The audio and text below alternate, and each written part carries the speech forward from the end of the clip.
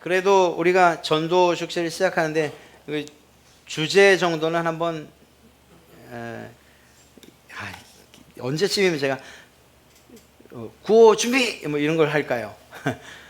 같이 한번 읽어보도록 하겠습니다. 시작. 전도는 하나님의 기쁨입니다.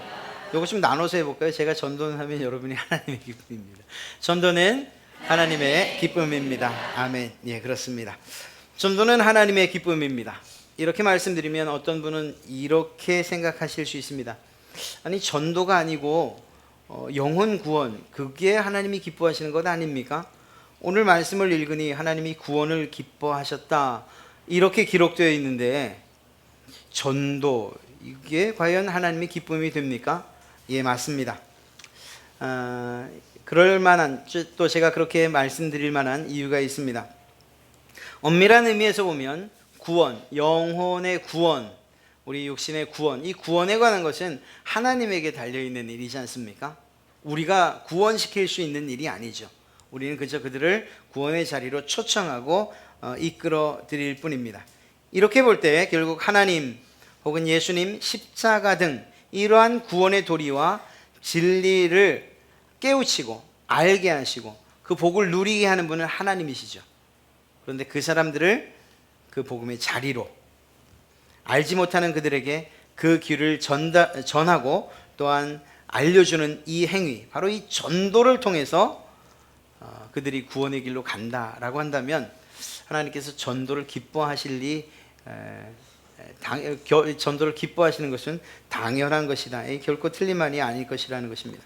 우리가 지난주에 말씀을 전해주셨던 우리 박 목사님 이야기에 의하면 70억 인구 가운데에서 아직 단 한 번도 예수님에 관해서 들어보지 못한 이들이 20억 이상이 된다고 하니까 말입니다. 이러한 사실을 알고 보니 그들뿐만 아니라 사실은 복음을 들었어도 그 복음의 진리를 깨닫지 못한 사람들, 예수 그리스도를 발견하지 못한 사람들, 이러한 분들에게도 끊임없이 전도하는 이 일이야말로 우리의 할 일이고 무엇보다 하나님이 기뻐하시는 일이라 믿습니다. 오늘 사도 바울도 이러한 구원의 진리에 대해서, 그리고 그것을 전하는 이 전도에 대해서 이야기를 하고 있죠. 그는 분명하고 단호한 어조로 이야기합니다. 십자가의 도, 십자가의 말씀, 십자가의 진리, 십자가의 그 도리, 이것이 우리가 전하는 그 내용이어야 한다고 이야기하고 있습니다. 여러분, 경제 용어 가운데 확증 편향이라는 용어가 있습니다. 이 확증 편향이라는 것은 자신이 가지고 있는 이 선입관을 뒷받침해 주는 근거만 받아들이는 거예요. 그러니까 좀 쉽게 말하면 자기에게 유리한 정보, 그것들을 선택적으로 취하는데, 그래서 자기가 보고 싶은 것만 보고 듣고 싶은 것만 듣는 것, 믿고 싶은 것만 믿는, 이런 현상을 확증 편향이라고 이야기합니다. 그런데 여기서 중요한 것은 이러한 이 경향이 있을 때, 이러한 일들이 일어날 때에 대부분 그 정보가 객관성이나 혹은 공정성, 이런 것들과는 상관없이, 절대적인 절대성, 이런 것과는 상관없이 그냥 자기 주관 하에서만 판단되어진다는 것입니다. 사실 이렇게 볼 때 대부분의 사람들이 모두 이런 성향을 가지고 있는 것 같아요.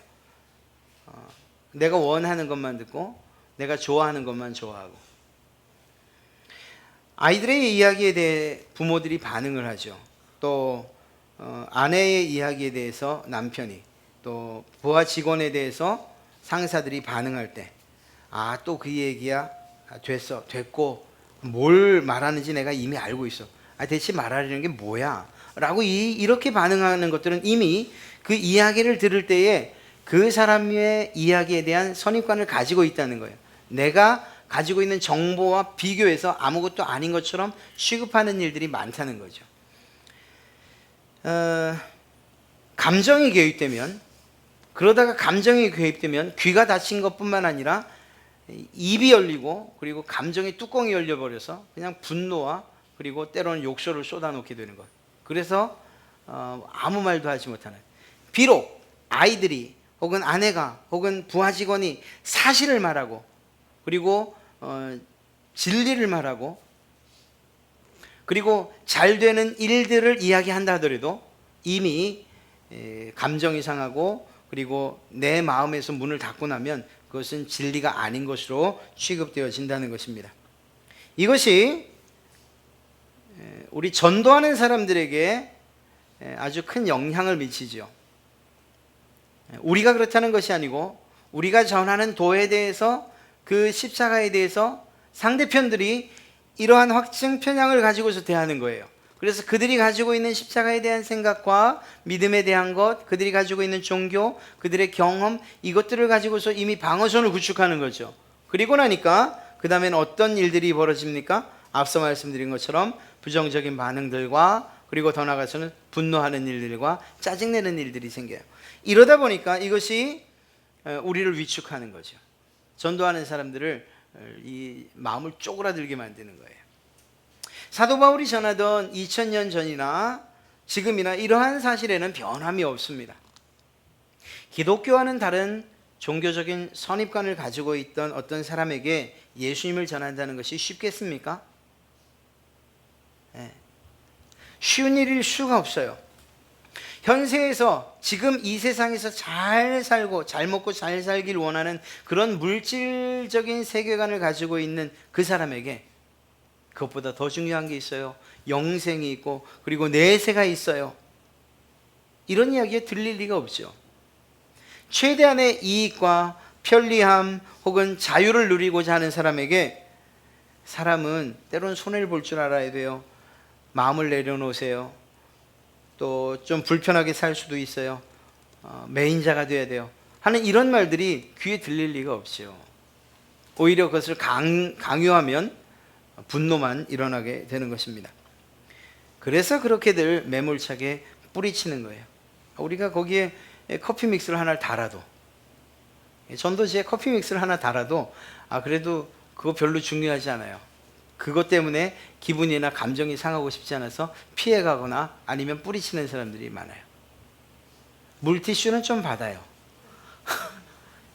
그건 좀 고가거든요. 필요하다고 생각하나 봅니다. 이러한 반응들이 어찌 보면 매우 자연스럽다는 거예요. 그러나 그들이 뿌리친 것, 그것은 사실은 천국행 티켓이었다는 것을 아는지는 잘 모르겠습니다. 지금도 지금과 별다를 것 없는 그런 대우를 받았던 바로 그때, 2000년 전 사도 바울이 일하던 그때 확실하게 보장된 고난의 길을 가면서도 여전히 십자가의 구원을 이야기하고 십자가의 도리를 이야기하고 진리를 선포하던 그 사도 바울이 오늘 이야기한 거예요. 고린도 교회를 향해서. 그리고 그 고린도 교회를 향해서 한 이야기는 바로 우리를 향해서 하고 있는 이야기이기도 하죠. 사도 바울 그가 했던 전도가 오늘날 여전히 유효하다는 것, 아니 유효한 것뿐만 아니라 더 나아가서 하나님께서 기뻐하시는 일이라는 사실을 우리 모두가 이 시간 발견하게 되기를 주님의 이름으로 축원합니다. 여러분, 이 십자가의 도, 이 십자가의 진리는 크게 다른 두 가지의 얼굴을 가지고 있습니다. 성경에서 말하고 있는 것처럼 멸망당하는 자들과 구원을 받는 자들에게 다른 모습으로 느껴지고 보여지고 역사한다는 거죠. 첫 번째로 십자가의 도가 멸망당하는 사람들에게는 어떻게 느껴지고 또 어떻게 받아들여지는가? 바로 어리석은 것으로 받아들여진다는 거예요. 이 멸망당하는 자들에 대해서는 다시금 나눠서 이야기할 것입니다. 여러분, 과연 이 말이 맞는 것입니까? 십자가의 도가 멸망당하는 자들에게는 어리석은 것이다. 사실은 그렇지 않아요. 단순한 이 문장만으로 봐서는 올바른 이야기가 아니에요. 왜냐하면 이 이야기를, 이 성경 구절을 읽으면서 마치 십자가의 도, 예수 그리스도에 관한 진리, 그리고 하나님의 말씀, 이것이 어리석은 것이다 라는 말로 오해될 수 있기 때문입니다. 그러나 그렇지 않아요. 결코 그렇지 않아요. 하나님 그분은 완전하시고 그분의 계획과 그분의 섭리 또한 완전하십니다. 그분이 이루신 구원의 역사 또한 완전하고 그 완전함 가운데 십자가의 도가 나온 거예요. 그래서 완전 무결한 것이죠. 전혀 오류가 없어요. 이 말은 앞서 말씀드린 것처럼 멸망하려는 사람들, 그들이 가진 선입관과 그들이 가진 정보만을 가지고서 십자가를 바라보니 그들에게 어리석게 여겨진다는 것입니다. 만약 지금 이 자리에 있는 여러분들 가운데에서 십자가가 도대체 뭐야? 십자가를 통해서 거기에 달린 예수 그리스도를 통해서 우리가 구원을 받는다고 이것처럼 미련한 일이 어디 있느냐라고 여기신다면 그분들은 십자가의 진리를 미처 발견하지 못한 채 내가 가지고 있는 선입관으로서 십자가의 도와 진리를 평가한 것이죠. 그 결과가 그 해답이 그들이 말하는 그 정답이 십자가는 미련하다, 어리석은 것이다 라는 것입니다. 그렇습니다. 그러나 그분들에게는 이미 말씀드린 것처럼 객관성도 없고 공정함도 없고 이 절대성도 없고 그리고 무엇보다 진리, 이 모든 것들을 무시한 채 판단한 그 결과라는 거죠. 우리는 알고 있잖아요. 우리는 그 십자가가 우리에게 능력이 된다는 것, 우리를 구원하는 유일한 하나님의 능력이 십자가라는 것, 그 십자가에 달리신 예수 그리스도 그분을 통해서 우리가 구원받는다는 사실을 우리는 알고 있잖아요. 그러니 우리에게는 보이는 그 진리가 그분들에게는 안 보인다는 것이죠. 그래서 어리석다라고 이야기하는 것입니다. 사실 구원을 받는 자들에게는 하나님의 능력입니다 라는 이 말씀을 굳이 설명드리지 않아도 우리는 잘 알고 있어요. 이미 그 십자가의 능력들을 맛보았기 때문이죠. 이제 멸망당하는 자들을 좀 더 세분해서 두 부류 나눠보면 바로 유대인들과 이방인들로 나눠집니다. 오늘 말씀이 그래요. 여기서 이방인이라고 이야기하는 것은 그리스 사람들 혹은 로마 사람들만을 이야기하는 것은 아닙니다. 사도 바울이 대표적으로 대표성을 가지고 이방인이라고 이야기할 때 우리들의 이해는 그 로마 혹은 그리스 사람들뿐만 아니라 유대인을 제외한 모든 민족과 백성들을 의미한다고 그렇게 여기는 것이 맞습니다. 우리도 이방인인 것이죠. 우리에게도 해당되는 그러한 이야기라는 것입니다. 십자가의 도에 대한 이러한 이방인들의 반응 그리고 유대인들의 반응, 이것이 다르게 나타난다라는 것이에요. 고린도전서 1장 23절 말씀, 오늘 읽은 말씀을 보면 우리는 십자가에 못 박힌 그리스도를 전하는 유대인에게는 거리끼는 것이고 이방인에게는 미련한 것이다. 예, 유대인에게는 거리끼는 것, 거치는 돌이 되고 이방인에게는 미련하고 어리석은 이야기에 불과한 것이다 하는 거예요. 도대체 우리에게는 능력인데 왜 그들은 그렇게 생각을 하는가? 왜 그럴까? 멸망당하는 자들 가운데 이 유대인들의 이야기를 먼저 하죠. 유대인들에게는 그것이 거치는 돌, 걸려 넘어지는 돌처럼 이 십자가가 작용된다는 거죠. 왜냐하면 이 유대인들에게는 모순되는 이야기이기 때문이에요.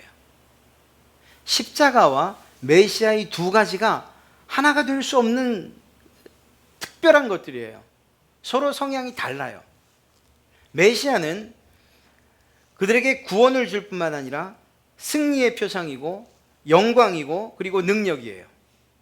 메시아가 오면서 그들은 해방될 것이고 참된 자유를 누릴 것이고 그리고 왕성한 국가를 이룰 것이에요. 그것을 꿈꾸고 있었어요. 그렇기 때문에 이스라엘 백성들에게 있어서 이 메시아는 승리예요. 승리. 그런데 그 승리의 주인공이라고 하는 예수님이 매달렸던 십자가는 어떤 것이냐? 이스라엘 사람들이 생각할 때 이 십자가는 최고로 악한 사람들이 달리는 형틀에 불과했어요. 그것은 수치스러운 일이고 조롱받아 마땅한 일이고 그리고 침뱉음받아 마땅한 일이고 더 나아가서 패배를 의미하는 거죠. 여러분, 이 두 가지가 승리와 패배가 하나 될 수 있습니까? 이거야말로 모순인 거예요. 무엇이든지 뚫을 수 있는 창과 무엇이든지 막을 수 있는 방패가 부딪힌 거예요. 도대체 어떻게 결론이 나야 하는 거죠? 이러한 모순을 이스라엘 백성들이 경험한 거예요. 예수 그리스도, 그를 메시아라고 믿었는데 십자가에 못 박히는 거예요. 하나는 포기해야 되는 거죠. 하나는 포기해야 되는 것입니다. 함께 할 수 없는 이런 모순을 십자가에 매달린 예수님에게서 발견하는 거예요. 하나를 버리는 것. 무엇을 버려야 할지 몰라 하던 그들에게 아주 흥분되는 일이 일어났어요. 야, 드디어 무슨 일입니까? 예수님께서 입성을 하신 거예요. 그 입성을 이스라엘 백성들은 기대했죠. 무엇으로 기대했습니까? 자신들의 민족의 해방과 그리고 완벽한 독립국가를 건설하는 것으로서 기대했습니다. 예수님 그분이 입성할 때 그를 향해서 호산나를 외치고 종려나무와 겉옷을 깔았던 그 이유가 그것이었어요. 야, 이제 드디어 메시아로서 예수님이 이제 드디어 로마 정권을 무찌르시는구나, 이런 기대를 가지고요. 그런데 그들의 생각과 또 요구하는 다른 일이 벌어집니다. 예수님이 너무 연약한 거예요. 최소한 성전에서 돈상들과 그리고 짐승들을 내쫓고 뒤엎으실 때만 해도 야, 역시 예수님의 파워 꼼짝 못하는구만. 종교 지도자들이 내가 힘이 있었으면 저랬을 텐데, 아마 다들 그런 마음이었을 거예요. 드디어 이제 남은 건 로마 정권을 내쫓는 일이다, 이런 기대를 하고 있었죠. 그런데 사실은 그 일 이후에 너무 허무하게 잡혀버리셨어요. 아무 말씀도 없으셨어요. 아니, 항변조차 하지 못했어요. 3년 동안 보여주셨던 기적은 온데간데 사라졌어요. 그리고 맞고 찢기고 피나고 침뱉음 당하고 그들의 조롱을 그냥 한 바가지로 그냥 잡수시고, 도저히 이해할 수 없는, 메시아라고 믿지 못할 만한 일들이 벌어진 거예요. 그러더니 결국은 가장 흉악한 사람들이 매달리는, 하나님의 저주받은 사람들이 매달리는 나무, 그 나무 십자가에 예수님이 매달린 거예요. 도대체 어떤 것을 취해야 하는가? 메시아로서 예수 그리스도를 바라봐야 하는가? 아니면 저주받은 죄인으로서의 예수 그리스도를 바라봐야 하는가? 그들이 버린 것은 메시아를 버렸죠. 그리고 죄인으로 예수 그리스도를 취급하고 바라보기로 했던 것입니다. 뿐만 아니라 종교 지도자들의 이야기를 또 안 할 수가 없어요. 종교 지도자들 그룹은 두 그룹입니다. 우리가 잘 아는 것처럼 사두개인 그리고 바리새파인. 바리새파 같은 경우에는 기득권을 가지고 있었어요. 종교적인 기득권을 가지고 있었어요. 그래서 그들에게 종교적으로 대항할 만한 그 어떤 사람들도 없었어요. 반대로 사두개파 사람들은 정치적으로 기득권을 가지고 있었어요. 로마 정부에 아주 빌붙어서 살았어요. 어느 만큼 빌붙었냐고요? 그들은 천사도 없다고 믿었어요. 유대인인데 천사가 없다고 믿었어요. 내세, 천국, 지옥 이런 거 없어. 아무것도 없어. 그냥 이 세상에서 잘 먹고 잘 살면 돼. 그래서 우리는 로마에 빌붙었어, 이렇게 이야기하는 사람들이에요. 아주 내놓고. 그래서 정치적으로는 기득권을 확보한 사람들이었어요. 그런데 이들이 예수님의 등장으로 말미암아서 이 두 부류가 모두 침해를 당하고 있었거든요. 공격을 받고 있었고 불이익을 당하고 있었어요. 그러던 차에 도저히 하나 될 수 없는 이 둘 사두개파와 그리고 바리새파가 이 의기투합을 해서 결국 예수 그리스도를 죽이기로 결정한 것입니다. 그들에겐 조금 더 어려운 일이 아니었어요. 가장 어려운 일이 백성들이었는데 백성들조차 예수님에게서 등을 돌렸고 바라바를 놔주라, 예수를 십자가에 못 박으라, 이렇게 외쳤지 않습니까? 그래서 결국 모든 이스라엘 백성들, 그들이 예수 그리스도를 버리기로 결정했던 거예요. 죄인으로 취급했고 메시아, 그분은 다른 어떤 메시아가 있을 것이라고 기대했던 거죠. 그들이 그렇게 할 수밖에 없었던 아주 그 밑바닥에 깔린 그 사고가 무엇이었는가? 사상은 바로 율법이에요. 율법으로부터 시작된 것입니다. 이미 말씀드린 것처럼 신명기 21장 23절에는 그 시체를 나무 위에 밤새도록 두지 말고 그날에 장사하여 내 하나님 여호와께서 내게 기업으로 주시는 땅을 더럽히지 말라. 그리고 무엇이라고 말씀하는가? 나무에 달린 자는 하나님께 저주를 받음이니라. 나무에 달린 자는 저주를 받음. 누구의? 하나님의 저주. 아니, 우리를 구원하기 위해서 오신 그분이라고 했는데 그가 하나님의 저주를 받았다니, 이건 예수님은 메시아가 될 수 없다. 그 뒤로부터 결국 예수 그리스도는 그들에게 걸려 넘어지는 돌멩이밖에 되지 않은 거예요. 유대인들로서 예수님을 믿는다는 사실이 얼마나 어려운지 알 수 없어요. 이러한 이유 때문인 것입니다. 그들은 율법을 가지고서 이해할 수 없는, 담을 수 없는 하나님의 은혜를 평가하려고 했던 거예요. 율법을 주신 분도 하나님이신데 말입니다. 그 하나님께서 율법을, 우리가 지킬 수 없는 그 율법을 예수 그리스도로 지키게 하시고, 그리고 그분을 우리를 위해서 대신 십자가에 못 박으심으로 우리에 대한 사랑을 나타내 보여주셨음에도 불구하고, 은혜를 베풀어 주셨음에도 불구하고 역으로 그 은혜를 이 율법으로 덮어버린 거죠. 그래서 이스라엘 백성들은, 결국 이 유대인들은 나무에 달린 예수 그리스도를 구원의 메시아가 아니라 저주받은 자로 취급할 수밖에 없었고, 그들의 사고는 좀처럼 지금까지도 변하지 않는 거죠. 그러니 그들에게 있어서 십자가에 달린 예수 그리스도는 메시아에 반하는, 구원의 길목을 가로막는 거치는 돌만 된 것이에요. 또 한 부류가 있습니다. 바로 이방인들, 헬라인과 로마인, 이들에게는 예수 그리스도, 십자가에 달린 예수 그리스도가 매우 어리석은 일이었어요. 더군다나 그 예수 그리스도를 믿는 것으로 구원받는다는 이 복음의 내용은 그들에겐 미련하기까지 한 일이었습니다. 최고의 문화, 그리스 문화, 최고의 지성과 이성, 헬라, 그 모든 것들을 가지고서 세계를 정복했던 바로 그들이 받아들일 수 없었던 것, 어리석은 것으로 취급할 수밖에 없었던 것, 그것이 바로 십자가에 달린 예수 그리스도였어요.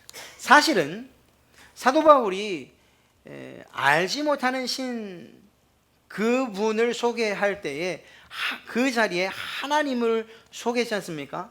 모든 사람들이 그 사도 바울의 말에 매료되었고, 그리고 충분히 믿을 만한 신으로 받아들일 수 있었어요.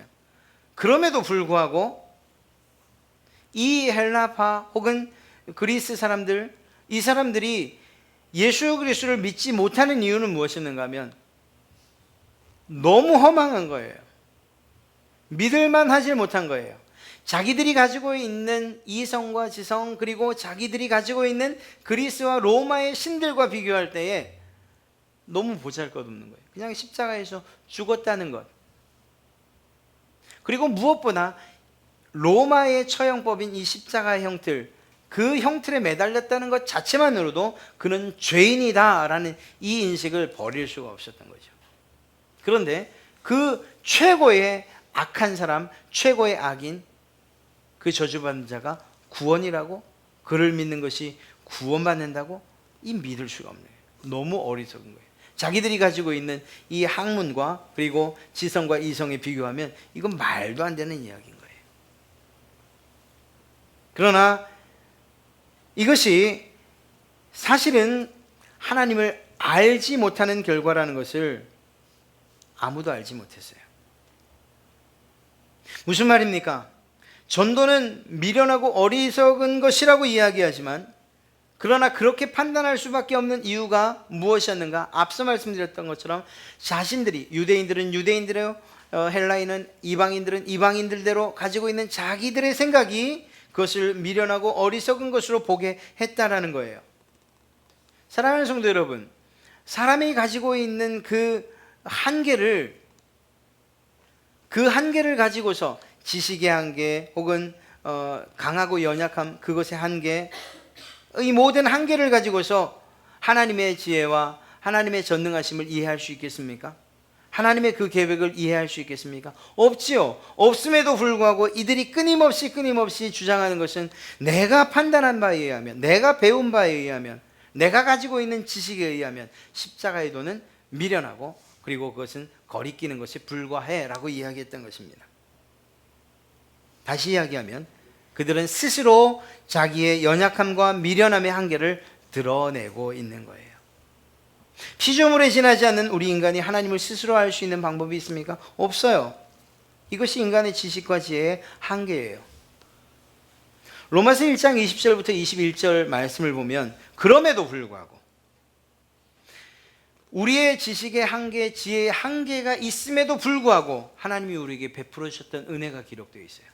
로마서 1장 20절부터 21절 말씀을 보면 창세로부터 그의 보이지 아니하는 것들 곧 그의 영원하신 능력과 신성이 그가 만드신 만물에 분명히 보여 알려졌나니 그러므로 그들이 핑계하지 못할지니라. 무엇을 핑계하지 못하느냐?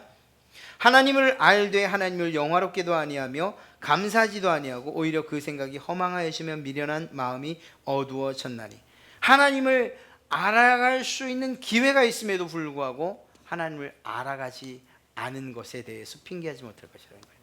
하나님이 천하 만물, 온 우주 만물을 통해서 하나님을 발견할 수 있는, 물론 완전한 하나님은 아니지만 그러나 하나님 그분을 발견할 수 있는 길을 내주셨고 그러한 지혜와 지식을 우리에게 주셨음에도 불구하고 의도적으로 그것들을 그들이 인정하지 않았다라는 거예요.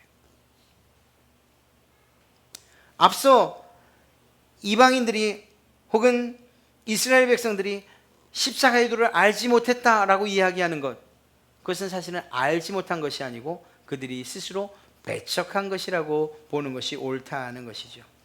오늘 21절에서 로마서 1장 21절에서 말하는 것처럼 하나님을 알되, 비록 어렴풋하지만 하나님을 알되 그분을 영화롭게도 하지 않고 감사하지도 않고 오히려 그 생각이 허망하여지고 미련해지고 그래서 세상의 것이 전부라고 생각하게 된 이러한 결과가 이스라엘 백성들에게도 유대인들에게도 이방인들에게도 동일하게 나타난 현상이라는 거예요. 여러분, 이러한 하나님을 알 수 있는 이 지식을 스스로 버린 거죠. 스스로 버린 거예요. 무엇 때문에? 한편은 나무에 달린 자마다 저주받은 자라는 그러한 율법에 의해서 걸림받았고, 한편은 자기들이 쌓아놓은 지식과 지혜의 그 아성이 도달하지 못한다고 한 그 착각 때문에 예수 그리스도의 진리를 버렸던 거죠. 여러분, 돼지가 과연 하늘을 볼 수 있을까요? 이렇게 보면 보이긴 하겠죠. 그러나 고개를 바짝 들어서는 볼 수가 없어요.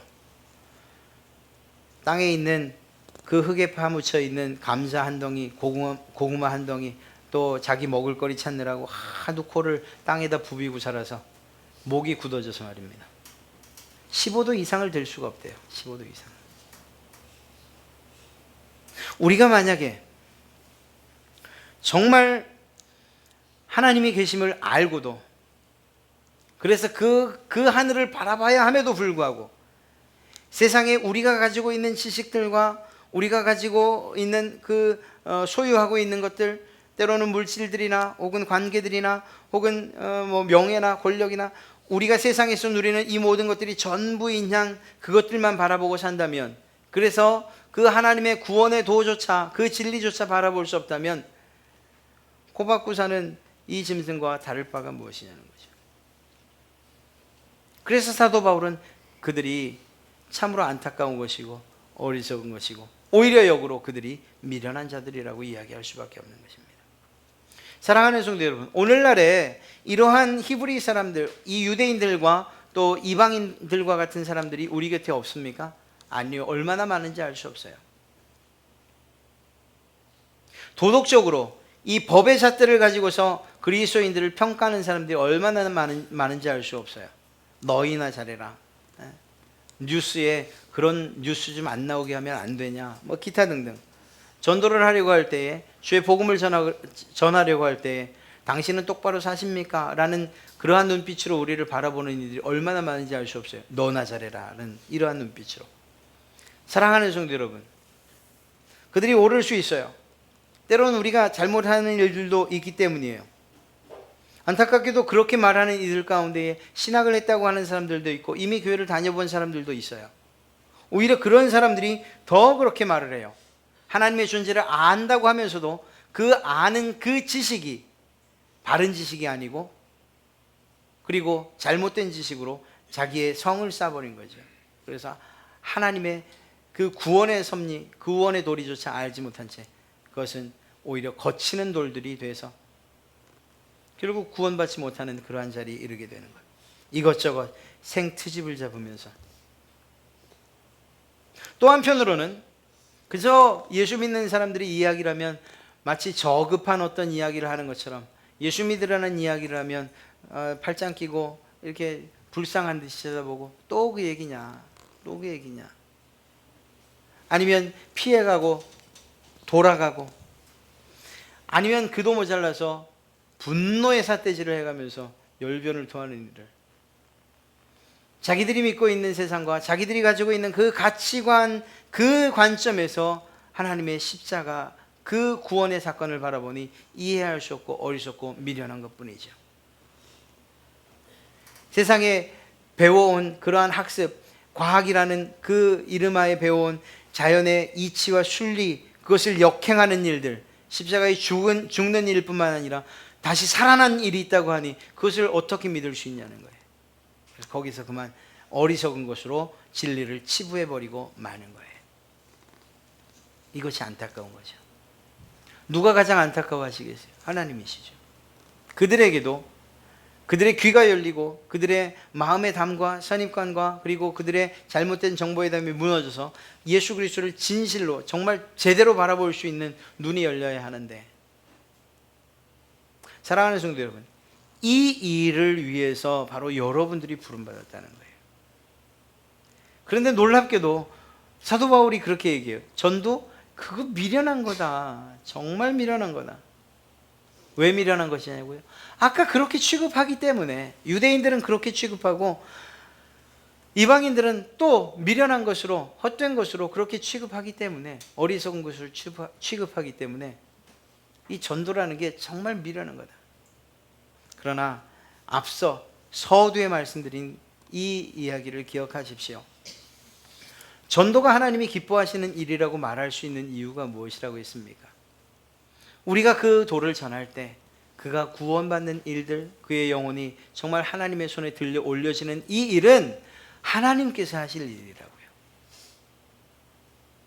그래서 우리가 그 일들을 여전히 감당해내고 또 해낼 수 있는 것들이에요. 만약에 하나님께서 오늘 여러분 기도하시는데 하나님께서 여러분의 꿈에 혹은 기도에 나타나셔서, 야, 너 옆집에 있는 누구 네가 반드시 구원시켜라, 이렇게 얘기한다면 정말 난감해요. 어떻게 구원을 시키나요? 내가 십자가에 못 박혀야 되나요? 아니에요. 하나님께서 우리에게 요구하시는 것은 전하는 거예요. 전하는 거예요. 하나님의 구원의 계획과 또 그 구원이 어떻게, 그 계획이 어떻게 성취되었는가, 그것이 누구를 통해서 이루어졌는가, 예수 그리스도를 통해서 이루어졌고 그 일을 통해서 하나님이 당신을 사랑한다는 사실을 전하는 것이죠. 이것이 전도예요. 세상 사람들이 볼 땐 미련한 일이지만, 그러나 이것이 하나님이 보실 때는 가장 기뻐하시는 일이라는 것입니다. 21절 마지막, 하나님께서 전도에 미련한 것으로 믿는 자들을 구원하시기를 기뻐하셨도다. 사랑하는 성도 여러분, 하나님께서 여러분들의 전도를 기뻐하신다는 사실을 꼭 기억하십시오. 하나님께서 기뻐하시는 일들을 하는 것만큼 복되고 행복한 일이 어디 있겠습니까? 우리가 비록 때가 되어서 어떤 행사로서 하는 일들이긴 하지만 너무 부정적으로 보지 마시고, 이렇게 기회를 삼아서 나도 전도할 기회를 한번 얻는구나. 늘 전도하시는 분들 저희 교회 우리 에스웨 혹은 또 루디아 마리아 있으셔요. 그분들에게 늘 일상이지만, 그러나 그렇게 하지 못하시는 분들이 이러한 기회에 한 번쯤 내 친척 혹은 내 이웃에게 예수 그리스도를 소개할 수 있다면, 그렇다면 그것을 하나님이 얼마나 기뻐하시겠냐 하는 거예요. 하나님이 기뻐하시는 일을 하면 그러면 살아볼 만한 인생 아닙니까? 이 땅에서뿐만 아니라 하나님이 마련하신 영원한 저 세상에서도 말입니다. 우리 교회 표를 잡을 때 하나님이 기뻐하시는 교회, 저는 그거면 충분하다고 생각했거든요. 우리가 좀 어떻게 사는가 하는 것들은 중요한 것이 아니고, 우리가 하는 일들과 또 생각들, 그리고 우리의 그 삶의 결과들을 통해서 하나님이 기뻐하실 수만 있다면 그러면 난 됐다. 저는 그렇게 생각을 한 거예요. 우리 교회가 그러한 교회가 되는 것뿐만 아니라 이러한 전도라는 것을 통해서 하나님에게 기쁨이 되시는 그러한 여러분 되시기를 주님의 이름으로 축원합니다.